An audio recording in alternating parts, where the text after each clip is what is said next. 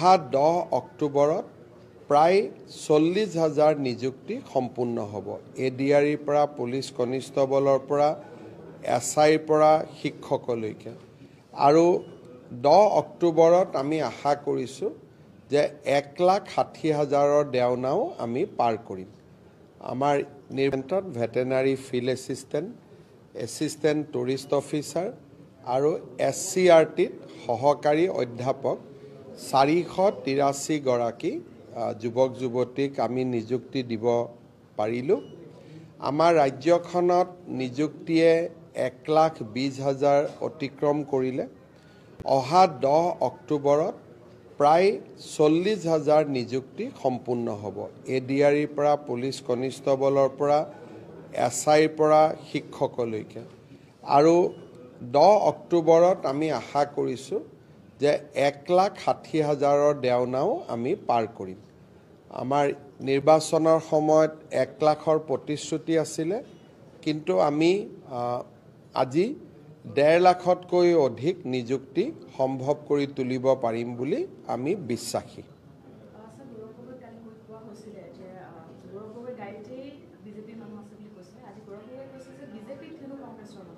খুব ভাল কথা, খুৱাই বুৱাই ৰাখি দিম।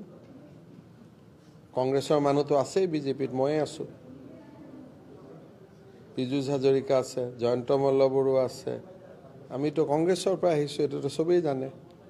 গতিকে আমাকতো ভাল কৰি ৰাখিছেই বিজেপি, হয় নহয়? গতিকে আৰু যদি পঠিয়াই দিয়ে আৰু ভালকৈ ৰাখি দিম।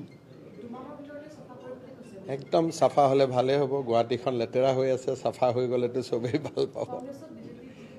চাওক, আপোনালোকক এটাই কথা ক'লোঁ যে যোনে যি কয় তাক আপোনালোকে ৰিপৰ্টিং কৰি থাকিব লাগে, কৰি থাকক, এইটো আপোনালোকৰ দায়িত্ব।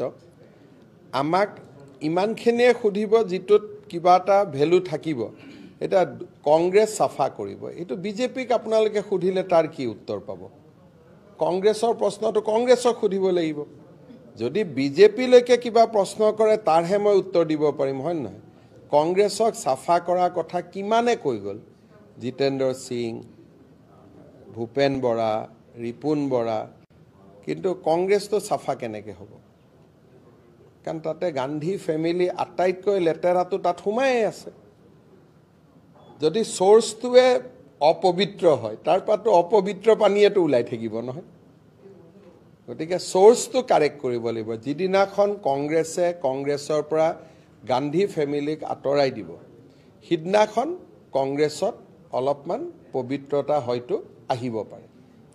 আৰু গান্ধী ফেমিলি কিয় অপবিত্ৰ, এই বিষয়ে মই যোৱা 1 মাহত বহুতকেইটা টুইট কৰিছোঁ।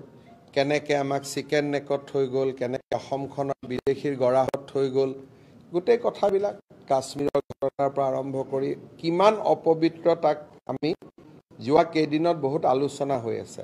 গতিকে চ'ৰ্চটো নিকা কৰিব লাগিব।